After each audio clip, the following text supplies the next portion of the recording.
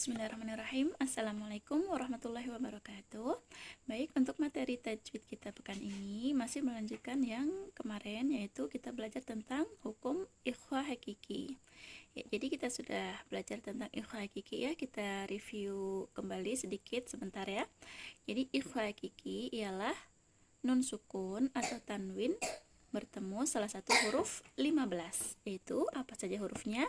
Hurufnya adalah ta, tha, jim, dal, zal, zai, sin, shin, sod, bod, to, wo, fa, kof, kaf. 15 huruf. Nah, kemudian ikhfa hakiki itu terbagi menjadi ke dalam 3 tingkatan ikhfa. Yaitu yang pertama ikhfa akrob, yang kedua ikhfa adna atau abad ya, yang ketiga ikhfa ausat. Apa maknanya ikhfa akrob? Ikhfa akrob adalah tingkatan yang paling tinggi ya, karena makhraj nun sukun berdekatan dengan 3 huruf ikhfa akrob ini. Hurufnya apa saja? Yaitu ta, dal, dan to. Jadi kalau ada nun sukun atau tanwin bertemu dengan huruf ta, bertemu dengan huruf dal, bertemu dengan huruf to, dia tingkatan ikhfa-nya paling tinggi. Jadi contohnya misalnya bertemu dengan huruf ta, anta, anta. Jadi lidahnya ini sudah taruh di huruf ta. Jadi dekat ya antara nun ya, nun sukun kan ujung lidah bertemu dengan gusi gigi seri atas ya.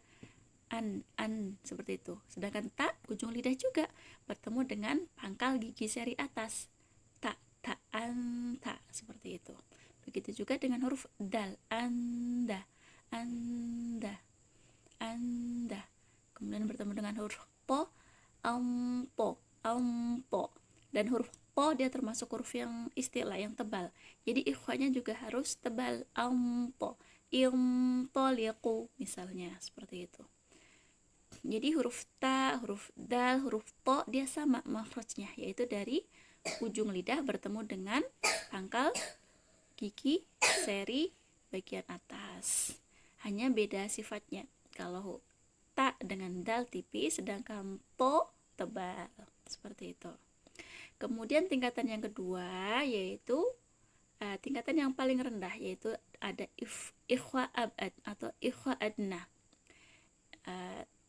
Karena makhrajnya paling jauh, nun sukun dari ujung lidah bertemu dengan huruf qaf dan kaf. Qaf itu dari pangkal lidah bertemu dengan langit-langit mulut yang bagian lunak, qaf. Sedangkan kaf pangkal lidah bertemu dengan langit-langit mulut yang bagian keras, ak, ka, seperti itu. Jadi kalau ada nun sukun atau tanwin bertemu dengan huruf qaf ataupun bertemu dengan huruf kaf, dia nun sukunnya kedengarannya cenderung eng.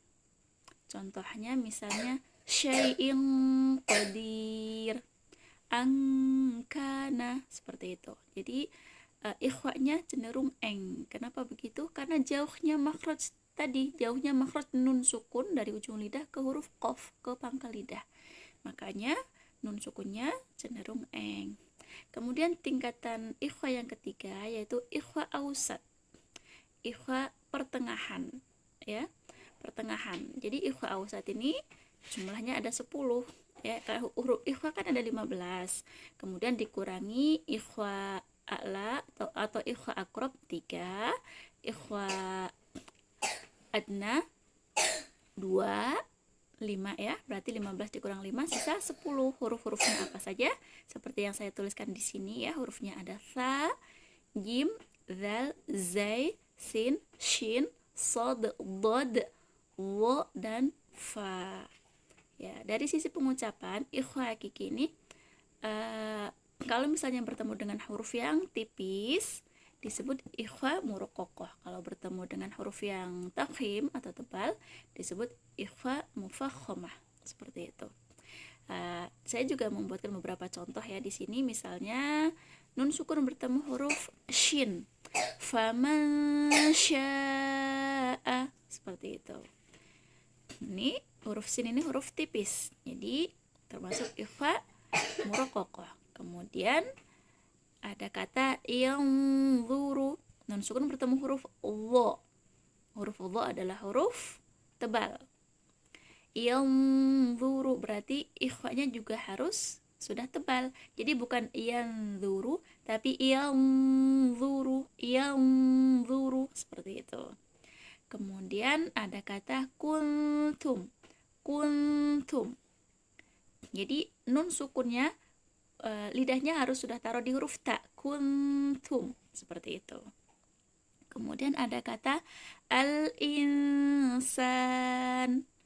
Insan, nun sukunya samar ya, termasuk ifa ausat yang pertengahan. Jadi bukan al-insan, bukan ya, bukan insan tapi insan seperti itu.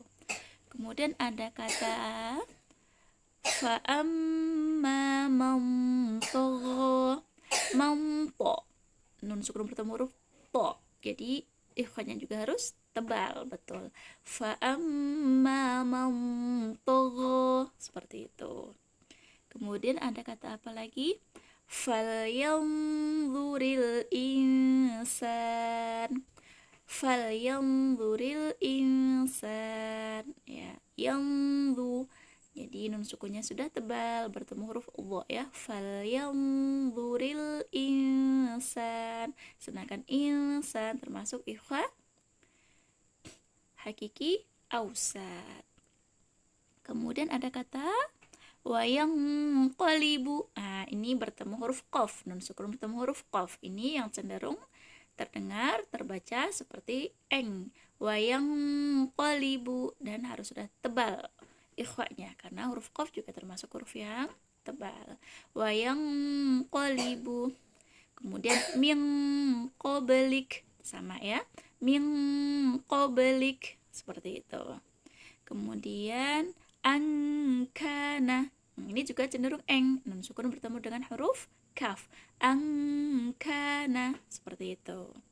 Angkana dza mali wa banin, dan banyak contoh kata lainnya. Ya, kurang lebihnya seperti itu ya. Jadi ikhwa ini tidak sama.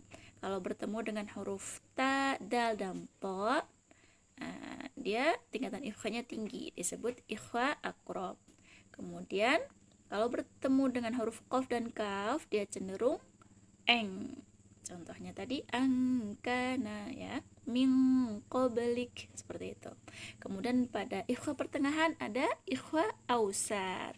Hurufnya fa, jim, dal, zai, sin, shin, shad, dhad, wa, dan fa, seperti itu. Baik, itu uraian tajwid untuk pekan ini. Silakan dicatat ya, nanti akan saya kirim juga catatannya ke grup tahfidz ya. Saya kirim sekarang aja biar nggak kelupaan.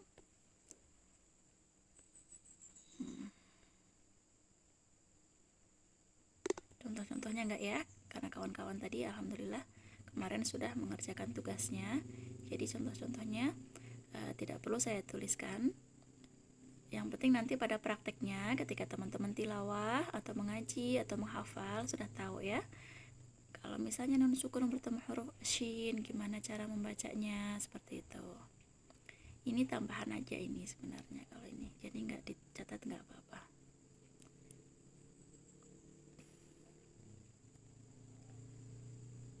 Oke, ini saya kirim materi tajwid, kasih judul materi tajwid pekan ini.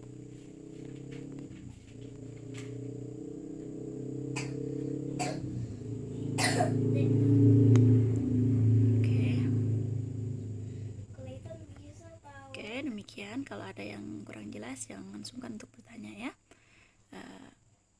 Wallahu a'lam bishawab. Kesempurnaan hanya milik Allah Subhanahu wa taala. Jika ada kekurangan itu murni dari saya pribadi karena minimnya ilmu yang saya ketahui. Karena itu mohon maaf lahir dan batin. Sekian, wassalamualaikum warahmatullahi wabarakatuh.